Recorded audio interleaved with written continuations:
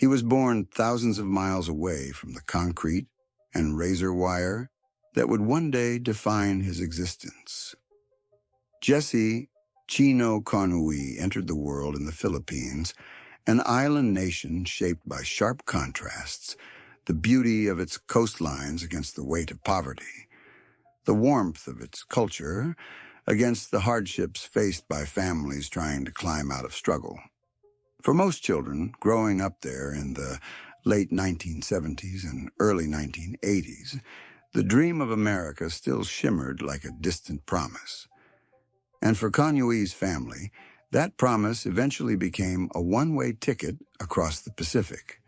Around 1986, they left behind the familiar, landing in the vast, reshaped world of the United States, an immigrant story as old as the country itself, but with a destiny far darker than they could imagine.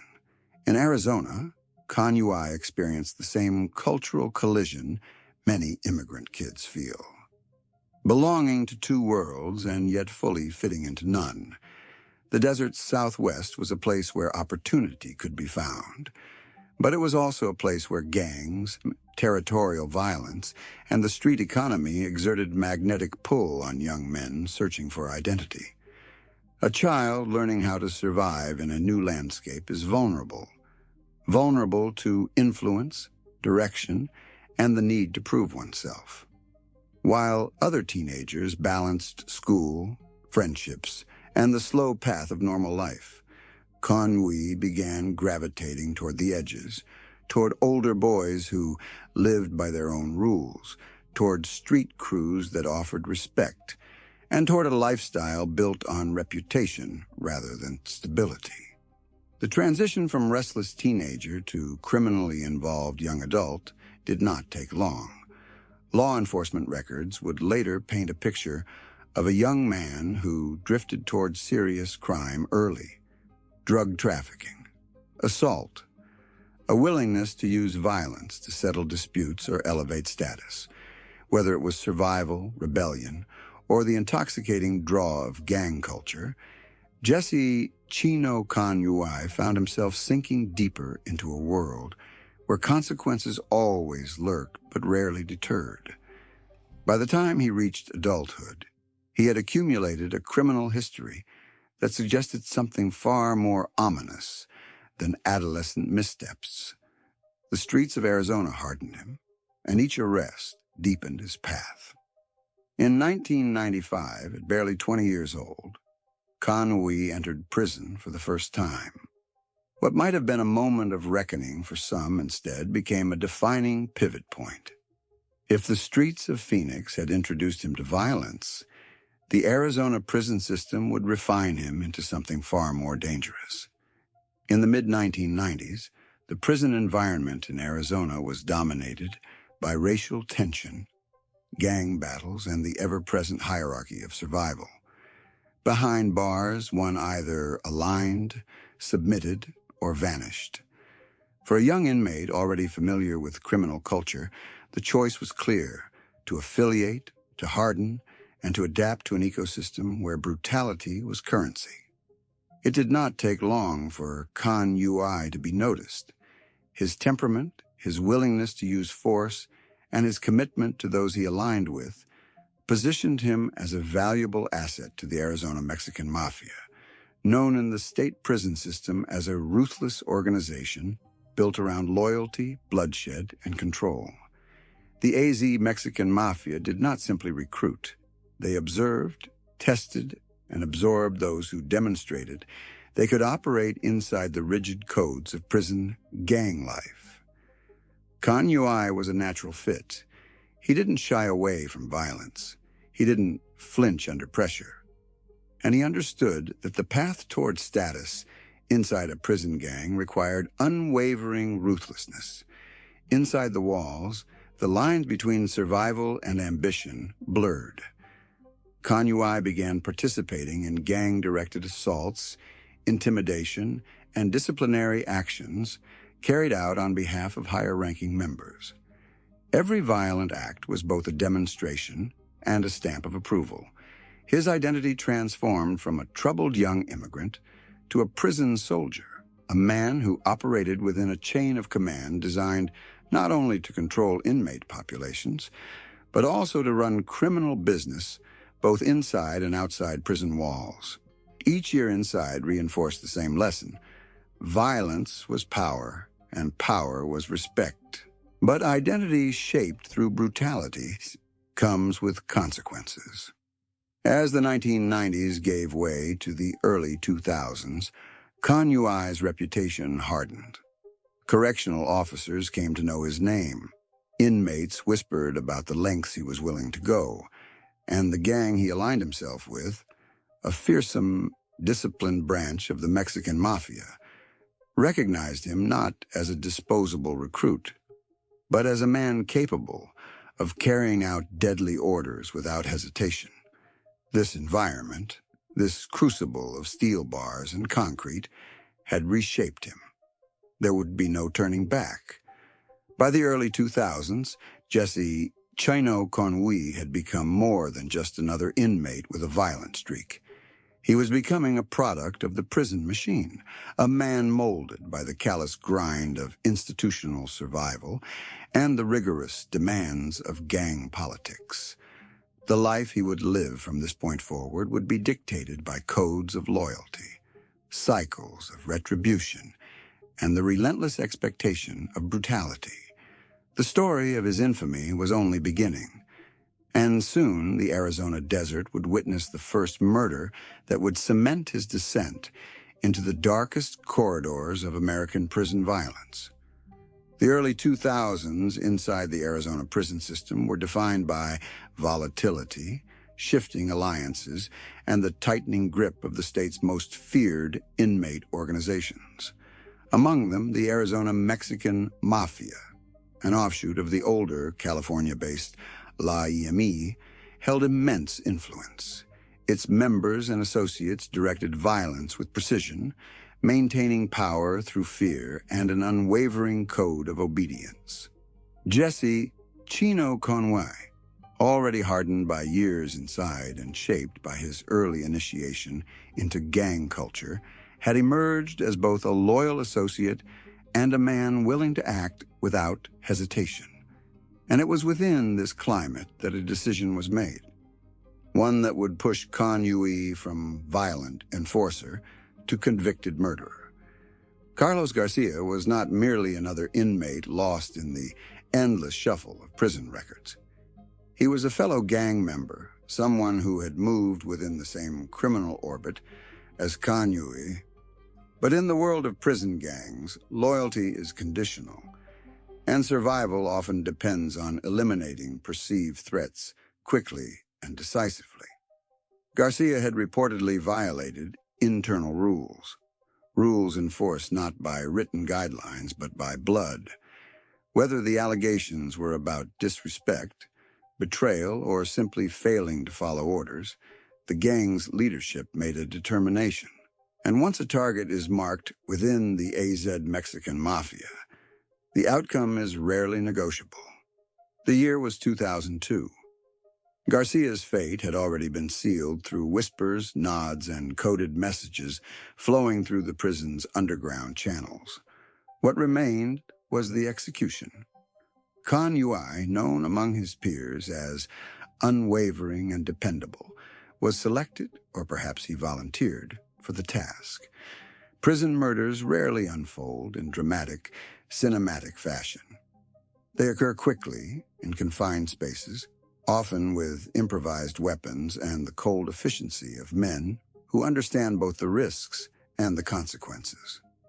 And so it was with Garcia. In a controlled environment dominated by monotony and routine, violence erupted suddenly.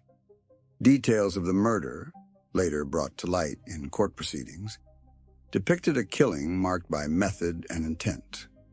Garcia's life ended at the hands of a man who had spent years sharpening himself for exactly this kind of moment.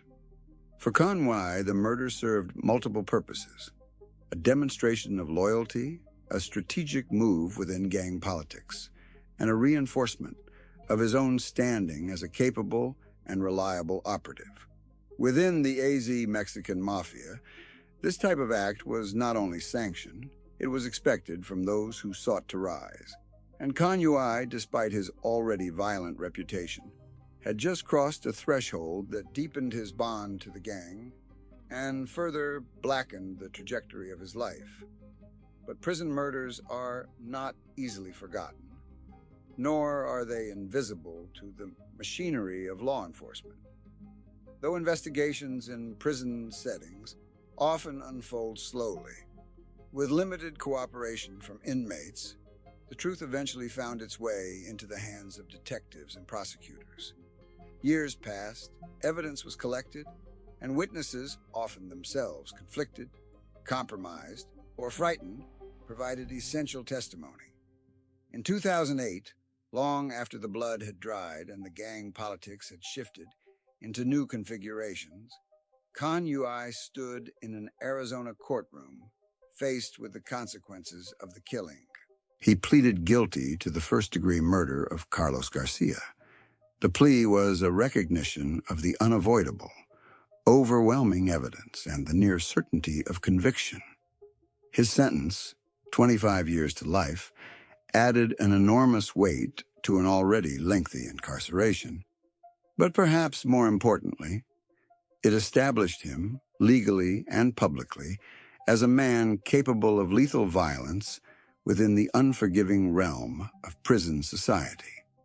The murder of Garcia may not have gained national attention at the time, but it solidified Kanyui's identity in the eyes of the system, a high-risk inmate with a proven willingness to kill.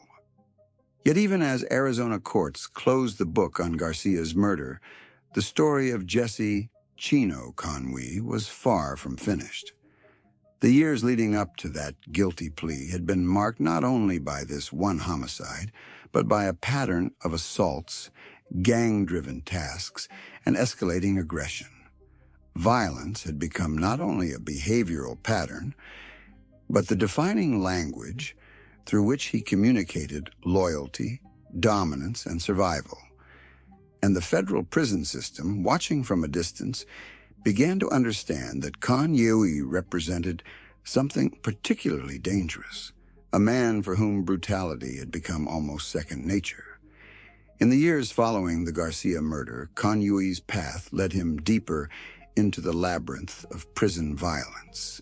Escalating conflicts, rising tensions, and a hardened belief in the gang's code of retribution continued to shape his actions. What began as a single gang-ordered killing would eventually build toward a far more devastating act, one that would shock the federal prison system, destroy a family, and bring national attention to a man many had never heard of before.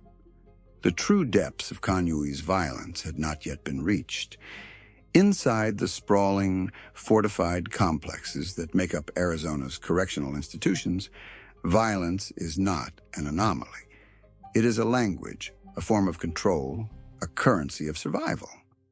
And during the decade stretching from the late 1990s through 2010, Jessie Chino Conway spoke that language fluently, long before he earned national notoriety. Long before federal prosecutors would refer to him as one of the most violent inmates they had ever encountered, Conway was already carving out a reputation measured in blood and fear. Correctional records from these years reveal a man who repeatedly appeared in reports involving assaults, stabbings, disruptions, and contraband. Some incidents were impulsive, the kind born from the chaotic churn of prison dynamics. Others, however, bore the unmistakable mark of gang-directed purpose, acts carried out not merely to injure, but to send messages, enforce rules, or eliminate threats. In prisons where the Arizona Mexican Mafia exerted influence over vast portions of the inmate population, men like Kanyui operated as instruments of enforcement, responding to internal decisions with unwavering brutality. For him, violence was both a duty and a form of advancement within the gang's unforgiving hierarchy. Throughout this span, Khan Yui participated in numerous documented attacks. These events were often swift, coordinated, and marked by the improvisation required in an environment that strictly limits access to lethal tools. Homemade shanks fashioned from metal, plastic, or sharpened scraps. Blunt force weapons created from everyday objects. Ambush tactics employed in showers, rec yards, and cell blocks where cameras couldn't always see. Even in an institution built to contain violence, men like Khan Yui managed to push the limits, leaving officers and inmates alike constantly anticipating the next eruption. Behind each incident was a complex ecosystem of prison gang politics. The AZ Mexican Mafia, known for its structured hierarchy, rigorous expectations, and uncompromising stance against betrayal, relied heavily on associates capable of executing violent tasks without hesitation. Khan Yui's willingness to comply made him valuable. Some of the assaults linked to him were reportedly tied to debts, perceived disrespect, or disciplinary actions against inmates who had violated gang rules. Others reflected broader tensions, such as rivalries with other prison groups or power struggles within specific yards. But violence inside prison is never confined to inmates alone. Correctional officers working in these environments quickly learn which individuals represent heightened danger. Over time, staff came to recognize Khan Yui not simply as another disruptive inmate, but as a man who could explode with lethal force under the right conditions. His disciplinary record, his affiliation with a violent prison gang, and his track record of involvement in serious assaults flagged him as a high-risk offender. The federal system took notice as well. Information exchanged between state and federal institutions, combined with detailed documentation of Khan Yui's escalating behavior, positioned him as someone requiring close monitoring. Transfers, classification reviews, and internal assessments began to paint a picture of a man spiraling deeper into institutionalized violence. The gang's influence played a role, but so did the environment itself. Years spent navigating a world where aggression is incentivized, where showing weakness can lead to death, and where identity becomes inseparable from domination. Throughout these years, Jessie Chino Khan Yui became more than a product of the system. He became a force within it. His name was attached to too many violent incidents for leadership to ignore. His record grew thicker with each new assault. And despite disciplinary actions, isolation, and reclassification attempts, the cycle did not break. If anything, it intensified. These were the years that refined him, that hardened him, that prepared him for the moment he would commit the most notorious act of his life.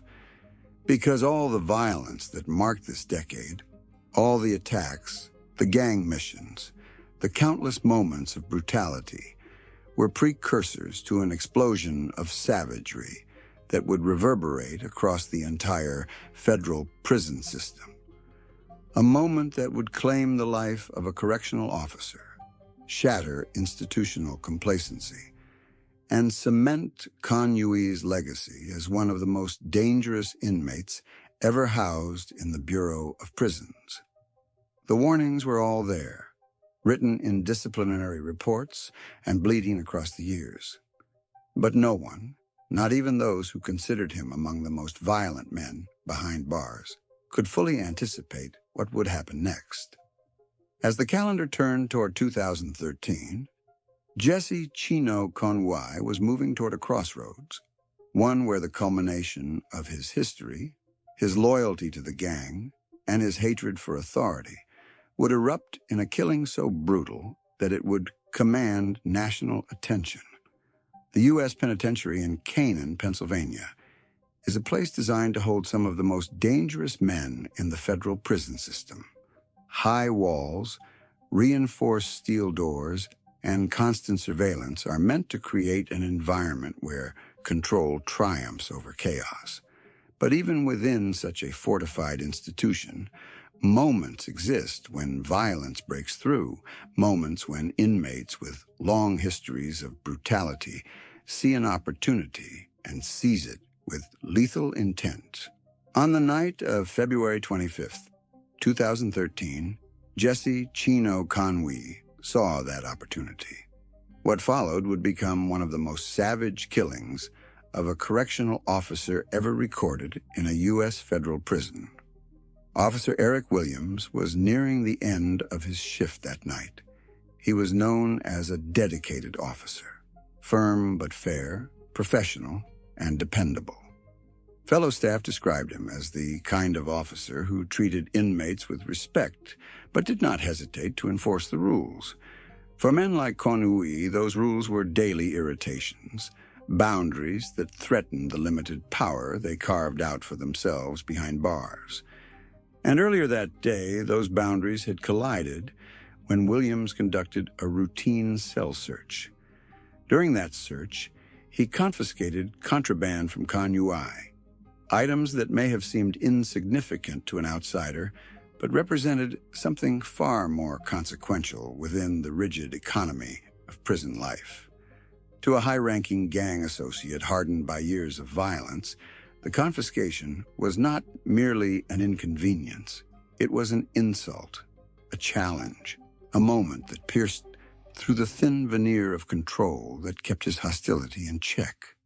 Konui believed he had been disrespected, and in the volatile world of prison gang psychology, disrespect is often answered with extreme violence. In the hours following the search, as the prison shifted into its nighttime rhythm of counts, movements, and supervised transitions, Konui waited. His patience was not the patience of uncertainty, it was calculation, planning, and the cold anticipation of an attack he fully intended to carry out. Then, when Officer Williams entered the unit alone, Konui struck. The assault began with an ambush, a sudden explosion of violence in a confined space.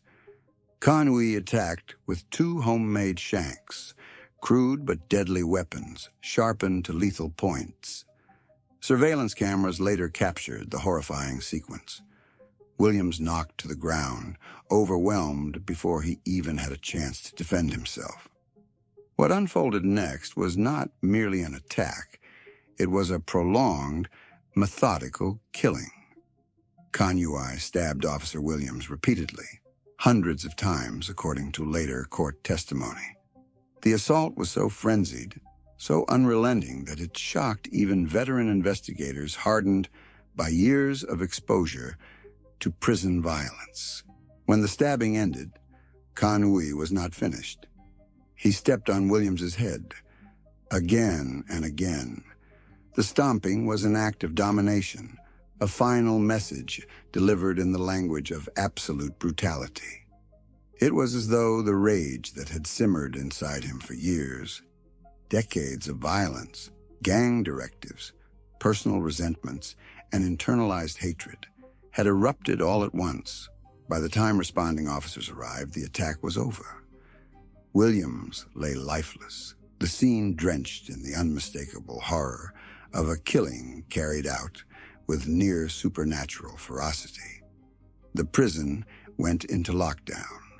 Officers scrambled through the corridors, securing inmates, shutting down movement and pulling Konui from the unit, where he stood stained with evidence of his attack. News traveled quickly through the institution, rippling through every housing block, every staff office, every hallway. In a place where danger was constant, this killing felt different, worse, more shocking, unbearably personal. Correctional officers across the nation would later describe the murder of Eric Williams as a nightmare scenario, a stark reminder that even in the most controlled environments, a single moment can turn fatal. In the days that followed, investigators assembled the pieces of the assault. They reviewed surveillance footage, examined the makeshift weapons, and collected testimony from staff and inmates. The brutality of the attack left little doubt about intent. This was not a crime of passion or a sudden, uncontrolled outburst. It was deliberate, calculated, and carried out with a level of violence that placed Kanyui in a category few inmates ever reach. Federal prosecutors prepared for one of the most significant inmate murder trials in modern prison history, determined to secure the harshest penalty available under the law.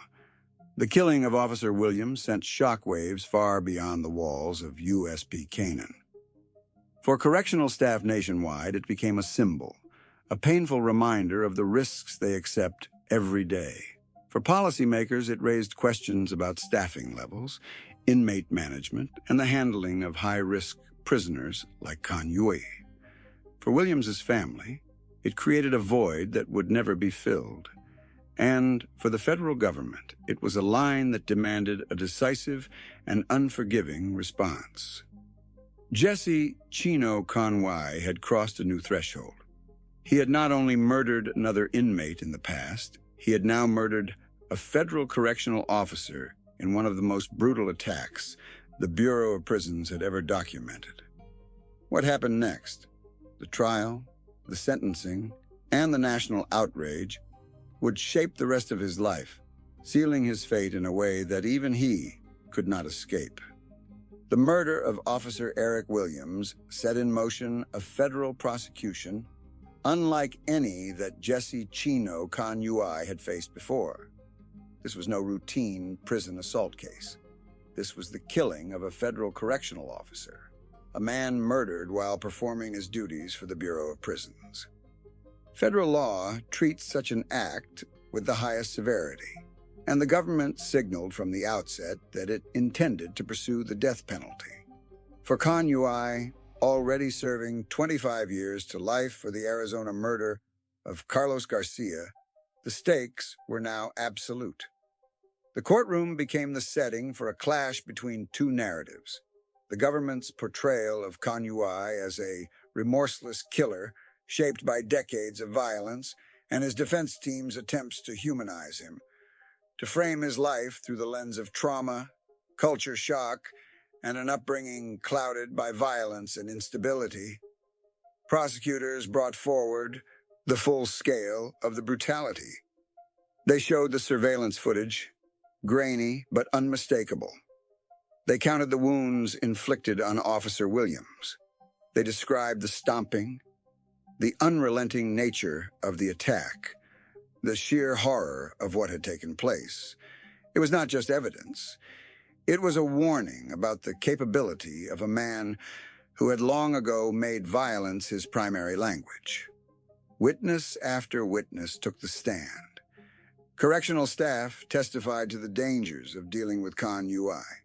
Experts walked jurors through his long disciplinary record, detailing the assaults, the gang activity, the repeated involvement in violent incidents dating back more than a decade. And hovering over every piece of testimony was the core question: did this crime deserve the ultimate punishment? For the defense, the challenge was monumental. They argued that Conway's path had been shaped not solely by his choices, but by the circumstances of his life: displacement from the Philippines, a difficult assimilation into American society, early exposure to gang culture, and a prison environment that rewarded violence. They argued that Conway's actions, though horrific, stemmed from a lifetime spent inside systems that hardened him, encouraged brutality, and stripped away any sense of humanity he might once have possessed. But the prosecution countered with a simple truth: countless men endure hardship, but few commit atrocities like this. After weeks of testimony, the jury reached a unanimous verdict on guilt. Jessie Chino Conway was convicted of first-degree murder for the killing of Officer Eric Williams. The trial moved to the penalty phase, where prosecutors made a final push for death. They argued that the murder wasn't just brutal, It was one of the most savage attacks ever carried out against a correctional officer in U.S. history. They highlighted the need for deterrence, for justice, for the safety of prison staff nationwide. They insisted that if ever a crime warranted execution, this was it. Yet even in a case defined by overwhelming evidence and staggering brutality, the jury did not reach consensus. Federal death penalty cases require unanimity. One or more jurors held out, rejecting the government's push for execution. Their decision did not absolve Kanui, nor did it lessen the impact of his actions. Instead, it triggered the mandatory alternative: life in federal prison without the possibility of parole. For many, that sentence was its own form of justice, a permanent, inescapable confinement within the most secure federal facilities in the country. From this point forward, Kanui would live the rest of his days surrounded by concrete, steel, and constant surveillance. No chance of release. No path back to society. Only the unrelenting reality of a life sentence